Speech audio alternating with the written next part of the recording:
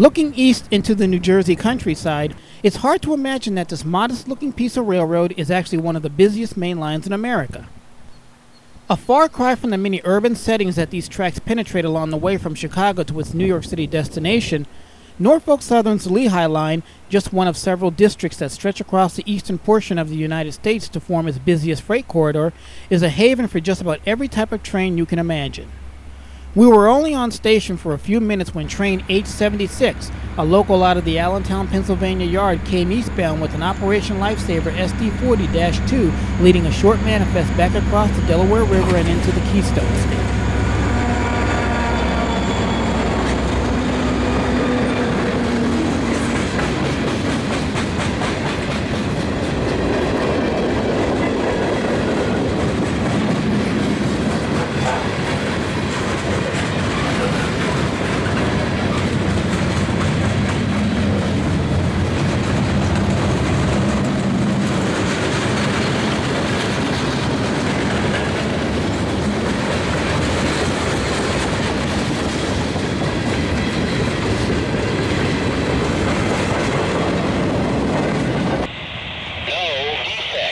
This video is the first of several that will be highlighting NS operations between Chicago and New York City, and our first official stop will be the Conrail Shared Assets trackage in the densely populated region of Metro North Jersey.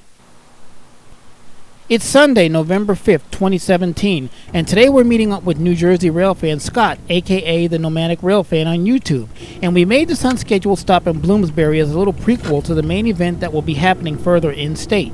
There's a shop there with a feed mill, but I don't know where you'd stand, huh?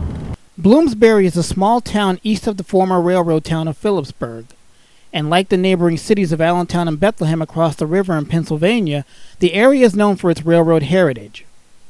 The town itself is a mixture of old-world serenity and rural, rustic charm.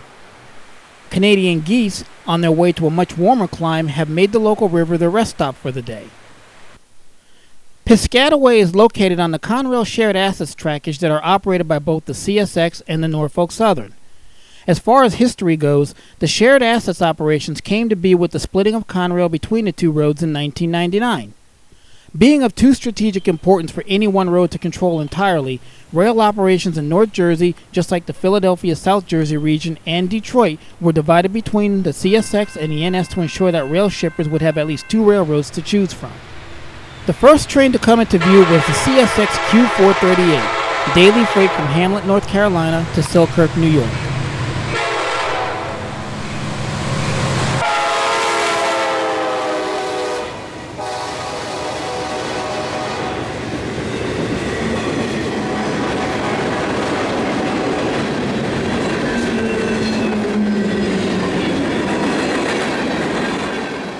Not being a stranger to North Jersey, the big surprise for me were the 40 to 50 mile an hour speed limits that these big freight trains were allowed to maintain in such a heavily populated area. Being accustomed to the relatively slow-moving freights that ply the hilly terrain of Scranton, being so close to big trains going so fast was an interesting and unnerving change of pace. And despite the super close proximity of just about everything here, today's biggest rail fanning dilemma wasn't the crowdiness, but the cloudiness. Rainy and wet. As it turns out, this anomaly would haunt us for the rest of the day. We'd catch up to this train again further upstate on CSX's own rails.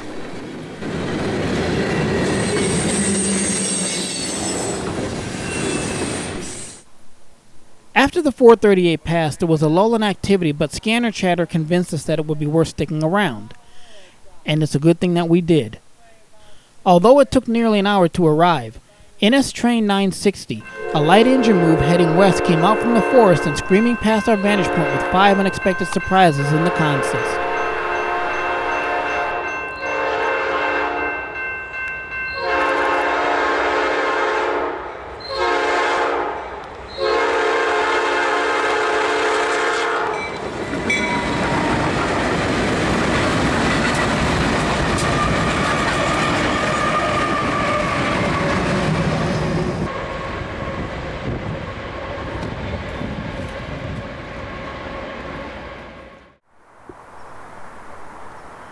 Cranford is typical of suburban New York City towns in New Jersey with commercial districts and residential areas tightly packed together. As far as rail fanning in America goes, train chasing in North Jersey is unlike any place else.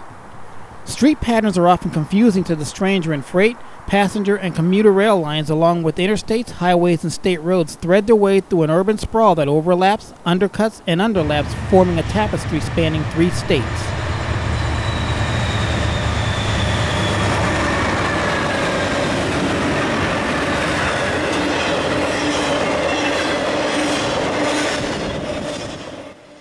While back in Piscataway, we heard that an NS Intermodal train 212 was getting close, so we opted to catch it in Cranford. The lesson to be learned here is this: don't dilly-dally in North Jersey.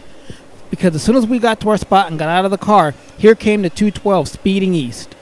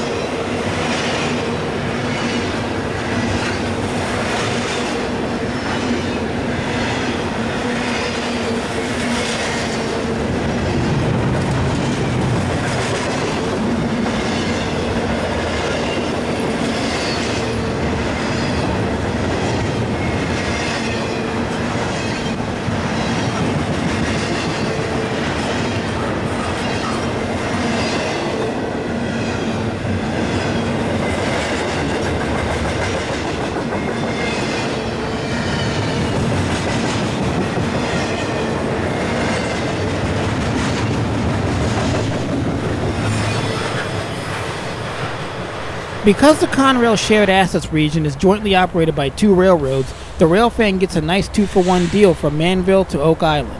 And wouldn't you know it, not long after 212's marker disappeared to the east, out came the CSX 439, the daily sister train to the 438 we saw back in Piscataway.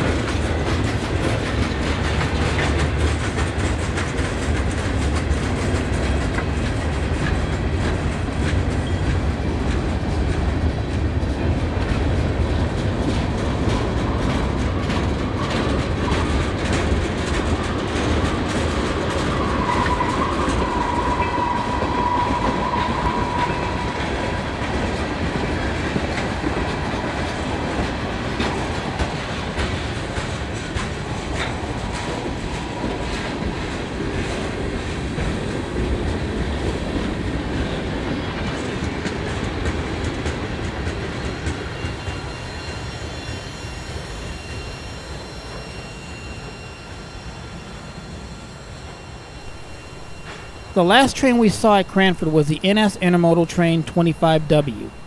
This is a Sunday-only train that contains only empty intermodal cars, sometimes called bare tables.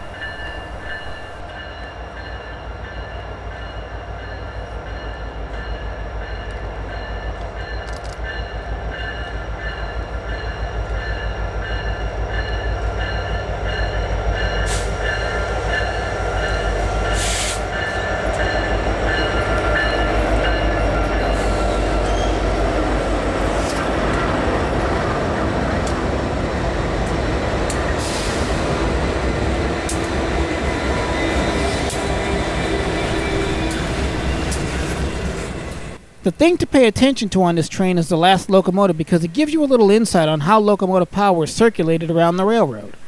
Number 6721 is an ex-Conrail EMD SD60I, the I being for isolated cab. It came through Scranton 2 days before leading train 36T to Allentown. Allentown is the main freight classification yard for NS operations in New Jersey, and it's possible that the 6721 went east to Oak Island on a train like the 18G, where it was reassigned to Croxton, New Jersey on the 25W to Chicago. Having 4 engines on a train that only requires 2 is a good indication that this is also a power balance move.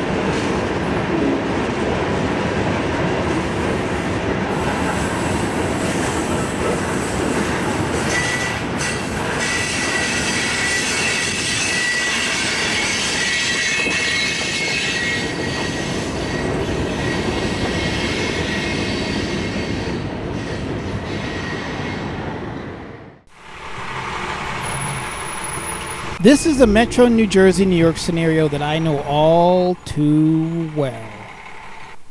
If it's one thing that this area is famous for, or should I say infamous for, it's traffic jams. We're on the New Jersey Turnpike heading north and going nowhere fast in the process. Looking east across the Hudson River where you normally see the majestic skyline of Manhattan, today you can see nothing but a blanket of gray fog. And while I'm not sure if it was the weather, the time of day, or both, today's traffic mess would cost us nearly another hour before making it to Ridgefield Park.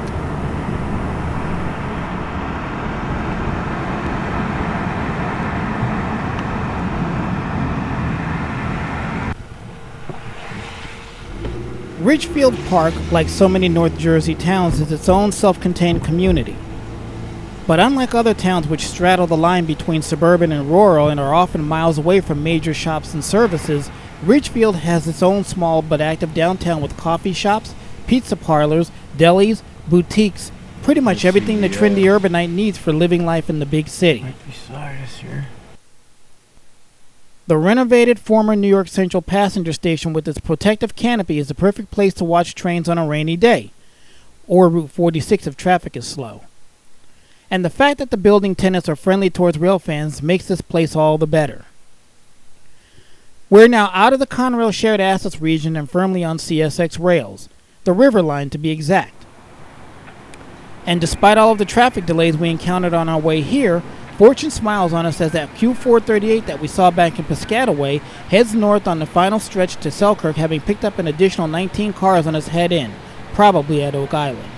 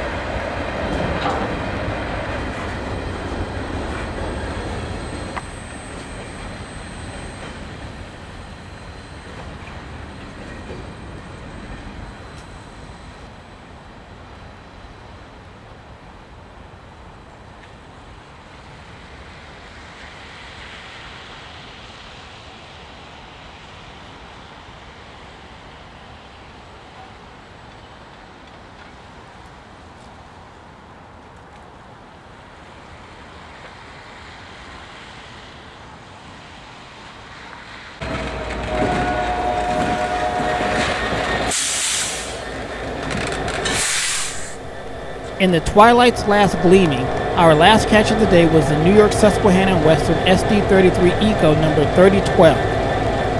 This locomotive was rebuilt from one of Suzy Q's ex-Southern Pacific SD40 T-2s, and today it looks more like an SD45 than a tunnel. Yeah, we're gonna pull on the main if you want to take a picture. We're gonna go back to the main.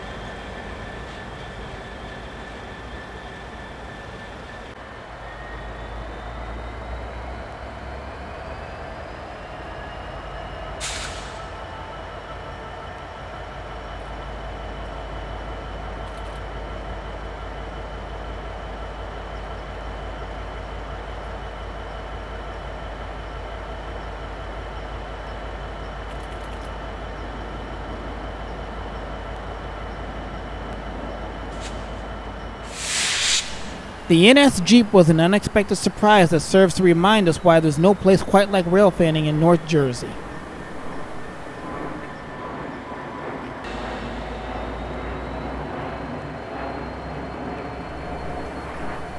As the 3012 faded into black, it was time for us to head across that Route 46 overpass and make tracks back to Pennsylvania. We'll be exploring more of the Norfolk Southern, Chicago to New York City main line in future videos. Until then, for Trains 21, call me AC.